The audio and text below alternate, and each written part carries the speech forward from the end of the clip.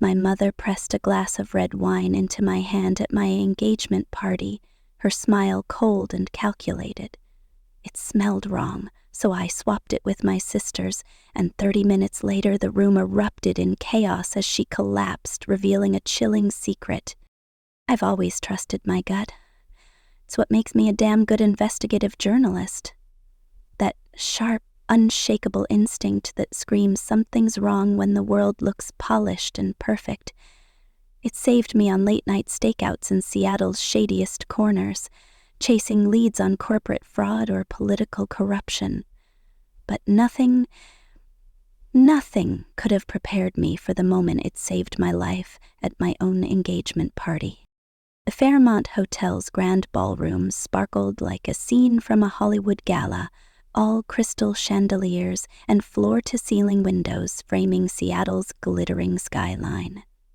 It was September, the air crisp with that Pacific Northwest bite, and I stood in a sleek emerald green dress that hugged my curves just right, my wavy brown hair cascading over my shoulders for the first time in years. Ethan Caldwell, my fiancé, looked unfairly handsome in his tailored navy suit, his hazel eyes catching the light as he squeezed my hand. We were supposed to be celebrating our future, surrounded by friends, family, and 100 of my mother's elite acquaintances who I barely knew. But from the moment I stepped into that room, my gut screamed louder than ever, "Danger!" I'm Emma Hawthorne, 29, and I've spent my life unraveling secrets. Other people's secrets. I've exposed shady CEOs and corrupt city council members, my byline plastered across Seattle's top news outlet. But the darkest secret I'd ever uncover wasn't hidden in a corporate ledger or a politician's email. It was in my own family, in the woman who raised me, and it started with a glass of red wine handed to me by my mother, Victoria Hawthorne, with a smile that didn't reach her eyes. The party was her creation, of course. I'd begged for something small, intimate, maybe 20 people, close friends and family, at a cozy waterfront venue. Ethan, ever the practical dreamer, had suggested we elope entirely, sensing the stress my mother's involvement caused me. "Let's skip the drama, Em," he'd said, his voice soft but firm as we sat on our apartment balcony overlooking Puget Sound. "We don't need her approval." But some stubborn, childish part of me still craved it. Victoria Hawthorne, Seattle's darling philanthropist, had a way of making you feel like her love was the ultimate prize. So I relented, handing her the reins. Big mistake. Within weeks, she'd turned our intimate gathering into a spectacle. The Fairmont's ballroom was a sea of floral arrangements that probably cost more than my monthly rent, with white-gloved waiters weaving through a crowd of Seattle's high society. People I'd never met, but who knew my mother's name like it was royalty. Ethan's parents, Robert and Ellen, stood out in their unpretentious warmth, their Midwestern roots a stark contrast to the polished chaos around us. My friends, Ava and Sophie, who'd flown in from New York, flanked me like bodyguards, their eyes darting suspiciously at the strangers who kept pulling me aside to gush about my charming mother. I was already on edge when a waiter, a young guy with a black mask covering half his face, part of the event's elegant mystery theme, slipped a folded note into my hand as he passed with a tray of champagne flutes. I unfolded it under the table, my heart kicking up a notch. In sharp, handwritten scrawl it read, "Trust no one tonight." No signature, no context, just those 4 words, jagged and urgent. I scanned the room, but the waiter had vanished into the crowd. My first instinct was to dismiss it as a prank, maybe some colleague messing with me after one too many of my exposé's ruffled feathers, but my gut wouldn't let it go. I tucked the note into my clutch, my journalist's brain already spinning. Who wrote it? Why me? Ethan caught my expression, his brow furrowing. "You okay, Em?"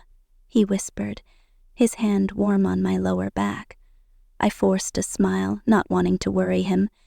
Just overwhelmed, I lied, my eyes flicking to my mother across the room. Victoria Hawthorne 60 was the picture of elegance.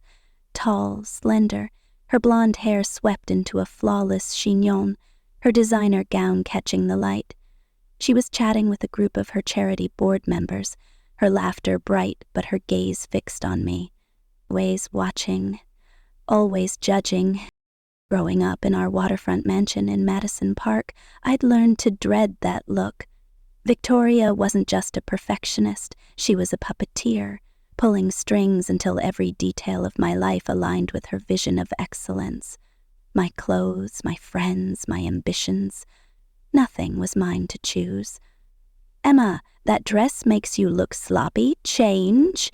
"Emma, documentary filmmaking is a hobby, not a career." "Emma, why can't you be more like Lily?" My younger sister, Lily, 3 years my junior, was her golden child, praised for every breath she took, while I was molded into someone I barely recognized. By 17, I was straightening my wavy hair daily because Victoria said it looked unprofessional, abandoning my camera for AP classes she deemed more prestigious, dating boys she handpicked from her country club circle. My father, Charles, a tech mogul whose software empire funded our pristine life, was no help. He'd retreat to his office, leaving me to face Victoria's relentless standards alone. That's why NYU was my salvation. 3,000 miles away, I let my hair curl again, picked up my camera and discovered who Emma Hawthorne could be without Victoria's voice in my head. I graduated with a journalism degree, landed a job at the Seattle Beacon, and built a reputation for exposing the city's underbelly. At 27, I met Ethan at a protest against a chemical company dumping waste into Puget Sound. He was all passion and principle, a lawyer who fought for the environment, not the spotlight. When he proposed on that ferry, the sapphire ring glinting under the sunset, I said yes without hesitation. He saw me, really saw me, and that was something I'd never had. But Victoria, she saw Ethan as a threat. "An environmental lawyer?" she'd said when I called with the news, her tone dripping with disdain. How quaint. And his family? Midwestern, are they? No connections to speak of? I could hear her mentally crossing him off her list of acceptable suitors. Even after meeting him, she found ways to nitpick his idealistic career, his uninspired surname, his insistence on living in a modest Capitol Hill apartment instead of a waterfront estate. I thought I could handle her disapproval. I'd been doing it my whole life. But as I stood in that ballroom, her eyes boring into me, I realized I might have underestimated her. The party hummed along, all champagne flutes and forced smiles, until I slipped away to the restroom for a moment of peace. That's when I overheard her. Victoria's voice, low and venomous, carried through a cracked door to a private lounge. "She can't leave Seattle," she was saying into her phone. "I've worked too hard to let her throw it all away on that man. It's handled tonight." My blood ran cold. I backed away, my heels silent on the marble floor, my mind racing. Who was she talking to? What was handled? I thought of the note, "Trust no one tonight," and my stomach twisted. Back in the ballroom, Ava and Sophie were waiting, their faces tight with concern. "Your mom's been staring at you like you're a project she needs to fix," Ava muttered, sipping her drink. Sophie nodded, her eyes scanning the room. "And that guy she introduced you to? Total creep. Kept asking about your availability like Ethan wasn't standing right there." I forced to laugh, but my nerves were fraying. Ethan's parents joined us, their genuine smiles a lifeline. "We're so thrilled for you, Emma," Ellen said, her hand warm on my arm. "You and Ethan are perfect together." Robert, a retired teacher with Ethan's same steady presence, nodded. "He's never been this happy." Their kindness was a stark contrast to Victoria's calculated charm, and it made me ache for the family I'd never had. Lily and Noah arrived an hour in, my sister radiant in a cobalt dress that Victoria had no doubt approved. "This is insane," Lily whispered, hugging me. "Mom said it'd be small." "When has she ever done small?" Noah, her fiancé, chuckled, but his eyes were wary. "She's been calling me nonstop about the guest list," he said. "Obsessed doesn't cover it." I tried to laugh, but the note in my clutch and Victoria's overheard words weighed heavy. Then came the first real jolt of danger. Victoria pulled me to the center of the room for a speech I hadn't prepared. "Emma, darling, say a few words," she said, her smile tight, her hand gripping my arm a little too hard. I stepped onto the small stage, my heart pounding, and started thanking the guests. Mid-sentence, a metallic groan echoed above.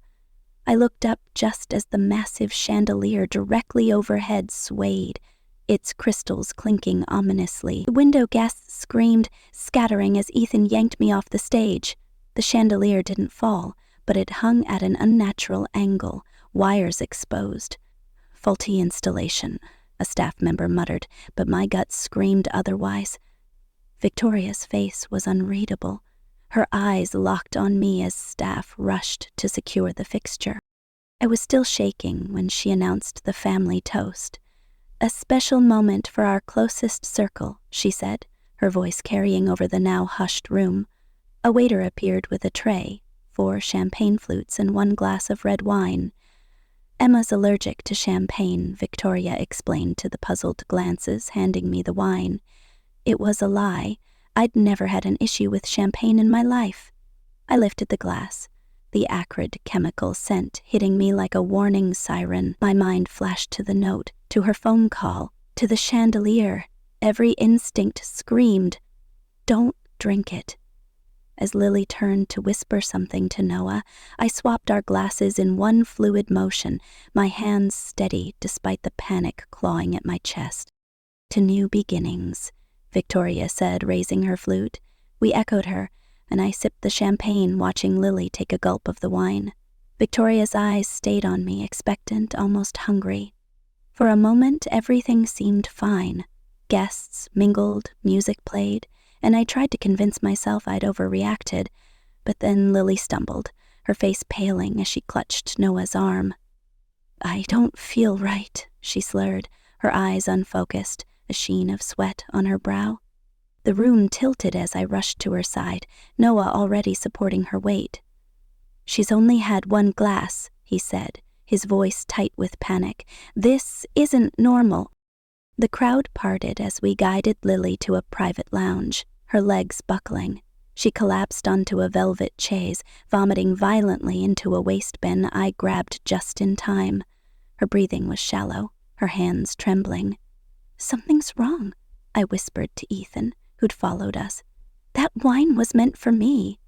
His face hardened, but before he could respond, a stranger, a tall man in a dark suit, his face half hidden by the crowd, grabbed my arm as he passed. "You were the target," he hissed, his voice low and urgent, before slipping away into the chaos. My heart stopped. Who was he? How did he know? Paramedics burst in, their radios crackling as they assessed Lily. "Possible poisoning," one said, checking her pulse. "We need to get her to a hospital now." The elegant party dissolved into pandemonium. Guests ushered out as the medical team loaded Lily onto a stretcher. Victoria appeared, her face a mask of concern, but her eyes darted to me, searching. "What's happening?" she asked, her voice too calm. "Is Lily all right?" I didn't answer, my mind racing with the stranger's words and the note burning a hole in my clutch. In the ambulance, Lily's condition worsened, her convulsions shaking the stretcher. Noah held her hand, his face pale while I sat frozen, guilt and fear warring inside me. I'd swapped the glasses to protect myself, but had I doomed my sister instead? At the hospital, doctors confirmed the worst. A lethal mix of sedatives and a rare neurotoxin was in her system, something no caterer would accidentally add to wine. The police arrived, their questions sharp and relentless. "What made you swap the glasses, Ms. Hawthorne?" the female detective asked, her notepad ready. I hesitated, Victoria's presence in the waiting room like a weight on my chest. "Instinct," I said finally. "The wine smelled wrong, and my mother, she's been acting strangely." Charles, shell-shocked, admitted Victoria had been unraveling for months, obsessed with keeping me in Seattle, away from Ethan and New York. "She said you were making a mistake," he whispered, his eyes haunted. "I thought it was just her usual control issues. I never imagined—" He trailed off, unable to finish. Then the police showed me a photocopy from Victoria's tablet, found in her purse. An email dated 3 days ago, sent to an unknown contact. "Emma's engagement must be stopped. The wine is prepared. She'll stay in Seattle one way or another." My knees buckled. My own mother had tried to poison me. As Lily stabilized, I faced Victoria in her hospital room. She denied everything, her voice smooth as ever. "A catering mistake, clearly," she said, but her hands trembled. Then Lily, pale but awake, whispered, "I found a camera in your apartment, Emma. She's been watching you." The room spun. Victoria's facade cracked, her eyes flashing with rage. "You ungrateful girl," she spat, lunging at me. Ethan and Charles pulled her back as she screamed about my betrayal. Security dragged her away, and the police took her into custody, her perfect image shattered. That night, as Lily slept under observation, I broke down in Ethan's arms. The note, the chandelier, the stranger's warning, the poisoned wine. It was too much. But through the fear, I felt a spark of something new. Freedom. The truth was out, and for the first time, I saw Victoria for what she was. A woman whose love was a cage. I'd escaped it once, and I'd do it again. But as we left the hospital, a black SUV roared past, nearly clipping me in the parking lot. Ethan yanked me out of the way, his face grim. "This isn't over," he said. And I knew he was right. Someone else was watching, and they wanted me silenced. Who was the masked waiter? What else was on Victoria's tablet? And how deep did this conspiracy go? I'm Emma Hawthorne, and I'm not done digging for the truth. The hospital waiting room smelled of antiseptic and stale coffee, a sterile contrast to the glittering chaos of the Fairmont Hotel just hours earlier. I sat on a hard plastic chair, Ethan's arm around my shoulders, his steady presence the only thing keeping me from unraveling. My sister Lily lay in a hospital bed, tubes snaking from her arm, her life hanging by a thread because of a glass of wine meant for me. The police had taken my mother, Victoria Hawthorne, into custody, her elegant facade shattered by her own admission of spiking the wine. But the questions clawing at my mind were louder than the beeping monitors down the hall. Who was the masked waiter who slipped me that cryptic note? What else was hidden on Victoria's encrypted tablet, and why did I feel like the danger was far from over? I'm Emma Hawthorne, investigative journalist, trained to chase truth through Seattle's darkest corners. But nothing in my career exposing corrupt CEOs or shady politicians had prepared me for this. My own mother had tried to poison me at my engagement party, her obsession with controlling my life escalating to a terrifying new level. The black SUV that nearly ran me down in the hospital parking lot wasn't a coincidence. Someone else was watching, and they wanted me silenced. As I sat there, the weight of the night pressing down, I knew this was bigger than Victoria's twisted need to keep me in Seattle. My recent expose on her charity ally, a real estate tycoon named Richard Kessler, had stirred something dangerous, and I was determined to find out what. The waiting room was a tense tableau of family dysfunction. My father, Charles, paced like a caged animal, his tailored suit wrinkled, his face etched with guilt. Ethan's parents, Robert and Ellen, sat quietly across from us, their Midwestern kindness a stark contrast to the Hawthorne chaos. Noah, Lily's fiancé, leaned against the wall, his phone clutched tightly as he waited for updates on her condition. Every few minutes a nurse would pass through, her expression unreadable, and my stomach would lurch. Lily was stable, they'd said, but the neurotoxin in her system was rare, its effects unpredictable. I'd saved myself by swapping our glasses, but at what cost? Guilt gnawed at me, sharp and relentless. "Emma," Ethan whispered, his hazel eyes searching mine, "you need to eat something, or at least drink some water." He held out a paper cup, but I shook my head. The thought of putting anything in my body after that wine made my skin crawl. "I'm fine," I lied, my voice barely above a whisper. But I wasn't fine. My mind kept replaying the moment I'd swapped the glasses, the acrid scent of the wine, Victoria's expectant gaze, and that stranger's voice in the crowd. You were the target. I reached into my clutch, pulling out the crumpled note. "Trust no one tonight," and stared at the jagged handwriting. It wasn't just a warning, it was a clue, one I couldn't ignore. A detective, a woman with sharp eyes and a no-nonsense demeanor named Detective Ramirez, approached us. "Ms. Hawthorne, we need to talk," she said, gesturing to a small consultation room. Ethan squeezed my hand as I stood, his silent promise to be there when I returned. Inside the room, Ramirez slid a photocopy across the table, a page from Victoria's tablet. The email I'd seen earlier. "Emma's engagement must be stopped, the wine is prepared." But there was more now, a second email sent to an anonymous address. "Kessler's exposure cannot stand. She's getting too close. Handle it tonight." My breath caught. Richard Kessler, the tycoon I'd implicated in my exposé for funneling charity funds into offshore accounts, was connected to this. Was he the one Victoria was working with? Whether my mother be involved with Kessler? I asked, my voice trembling. Ramirez leaned forward, her gaze steady. "We're looking into it, but Kessler has ties to organized crime, money laundering, extortion, the works. Your article hit a nerve. We found records of calls between him and your mother in the weeks leading up to the party." My head spun. Victoria's obsession with controlling me was one thing, but colluding with a criminal? It was a leap I couldn't wrap my mind around. "And the neurotoxin?" I pressed. "It's not something you pick up at a pharmacy," Ramirez said grimly. "It's military grade, highly controlled. Someone with serious connections got it for her." I left the consultation room in a daze, Ethan waiting just outside. I showed him the new email, and his face darkened. "This is bigger than your mother, Em," he said, his voice low. "Kessler's not just some corrupt businessman. If he's involved, you're in deeper than we thought." I nodded, my journalist's instincts kicking in despite the fear. I'd exposed Kessler's fraud, but had I stumbled onto something larger?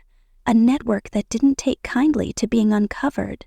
The SUV incident replayed in my mind, the roar of its engine, the screech of tires. Someone wanted me dead, and Victoria might just be a pawn. As we returned to the waiting room, a new wave of tension hit. A journalist from a rival outlet, Mia Chen, approached me, her recorder already out. "Emma, I have evidence your mother bribed a caterer to tamper with the wine," she said, her voice urgent but quiet. "I've got a source. A waiter who saw her pass an envelope to someone on the staff. Meet me tomorrow and I'll show you what I have." Before I could respond, she slipped me a business card and vanished down the hall. My heart raced. Another piece of the puzzle, but could I trust her? The note's warning, "Trust no one," echoed in my head. That's when the hospital doors swung open, and Ava and Sophie burst in, their faces pale. "Emma, we just saw something outside," Ava said, her voice shaking. "A guy in a hoodie was tampering with your car. Ethan's car, too," we yelled, and he ran off, but we got a picture. She held up her phone, showing a grainy image of a man in a black hoodie near Ethan's Prius, a crowbar in his hand. My stomach dropped. First the SUV, now this. Someone was targeting us, and they weren't subtle about it. "We need to get you somewhere safe," Ethan said, his lawyer's calm cracking under the weight of the night. But where was safe? My apartment? where Lily had found a hidden camera Victoria had planted? My parents' mansion, where Victoria's influence still lingered? Even the hospital felt like a trap, with its flickering lights and endless corridors. I glanced at Charles, who'd stopped pacing to listen, his face ashen. "Did you know about any of this?" I asked him, my voice sharper than intended. He shook his head, but his eyes darted away, a tell I'd learned to spot in years of interviewing liars. "Emma, I swear, I didn't know she'd go this far," he said, but there was a tremor in his voice, a hesitation that made my gut twist.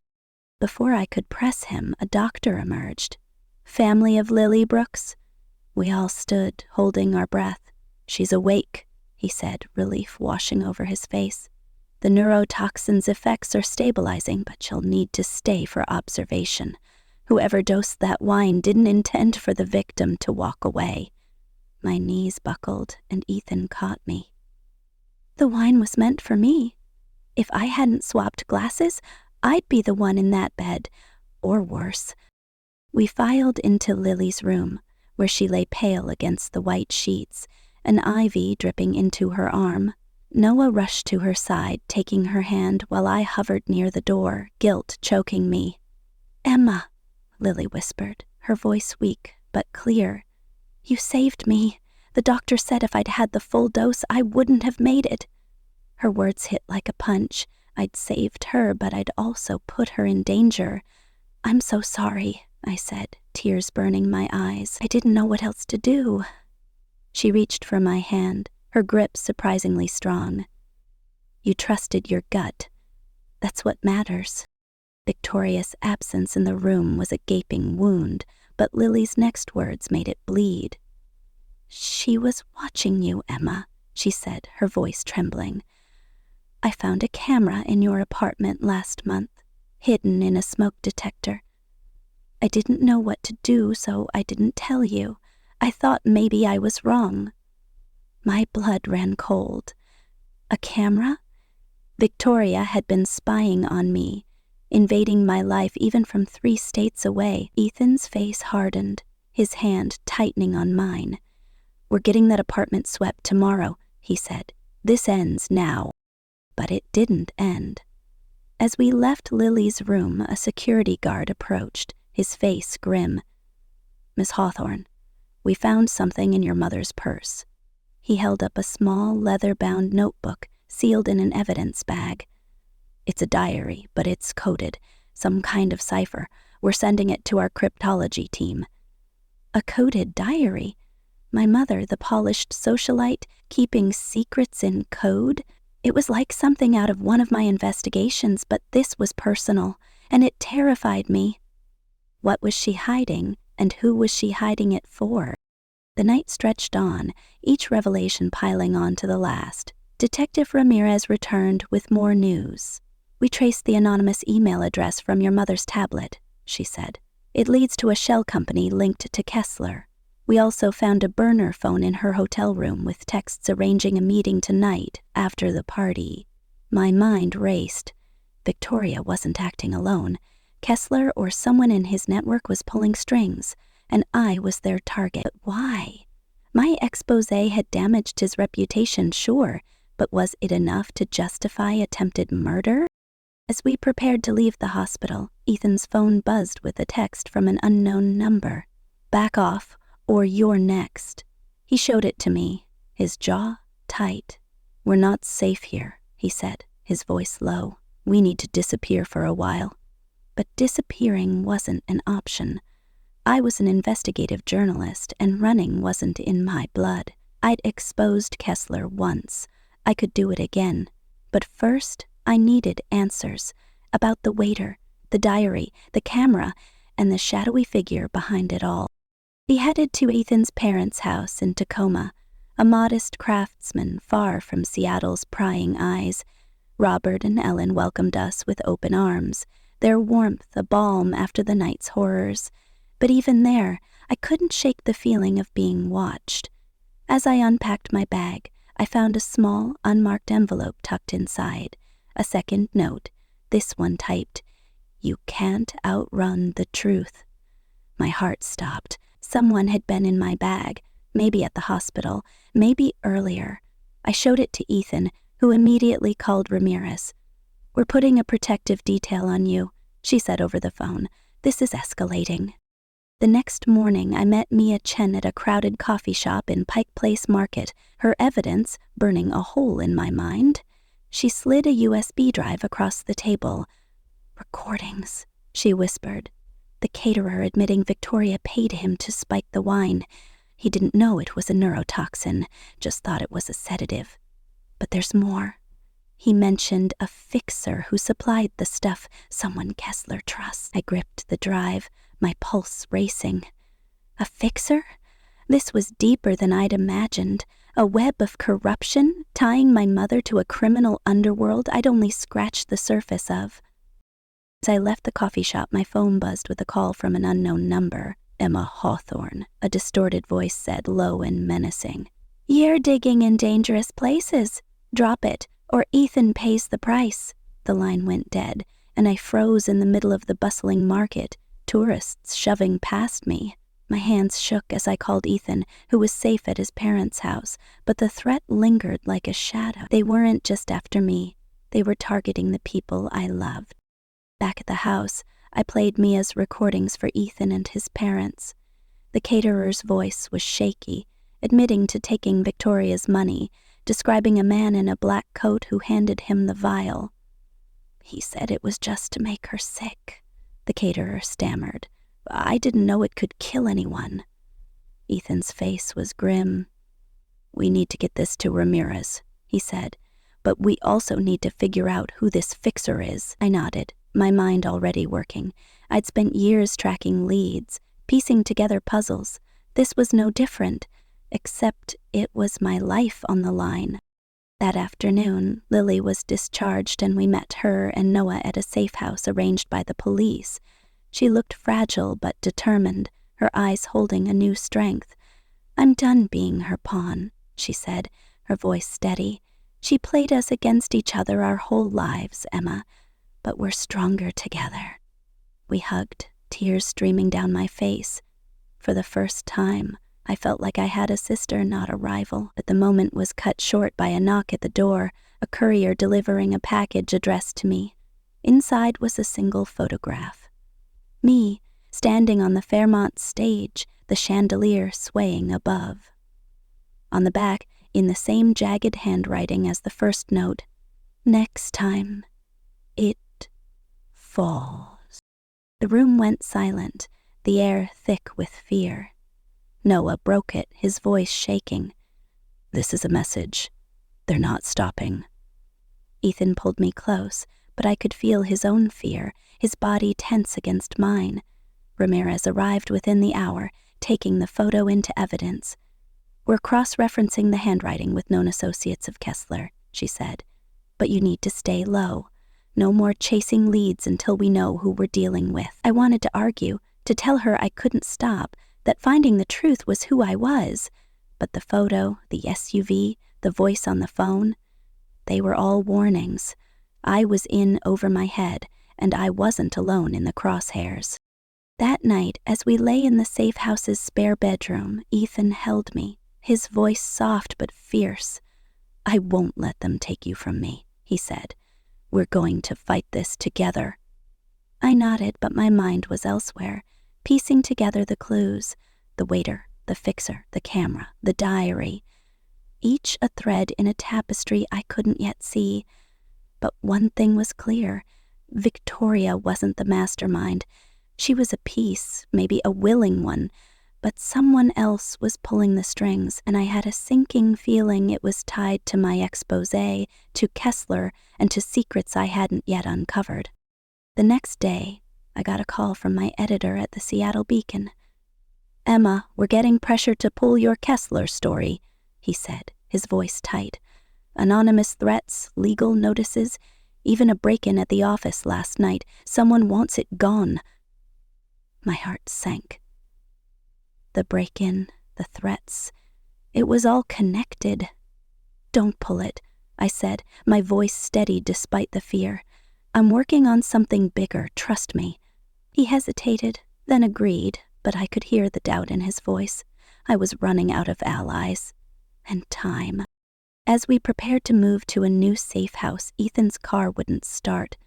A mechanic sent by Ramirez found the brake lines cut, clean and deliberate. Another warning, another brush with death. I clutched the USB drive from Mia. The coded diary's image burned into my mind. I was an investigative journalist, trained to follow the truth no matter the cost. But this wasn't just a story anymore. It was my life, my family, my future. And as I looked at Ethan, Lily, and Noah, I knew I couldn't stop. Not until I exposed the truth, no matter how dangerous it was. The weeks that followed were a blur of safe houses, police interviews, and sleepless nights. Victoria's trial loomed, her diagnosis of narcissistic personality disorder and paranoia making headlines.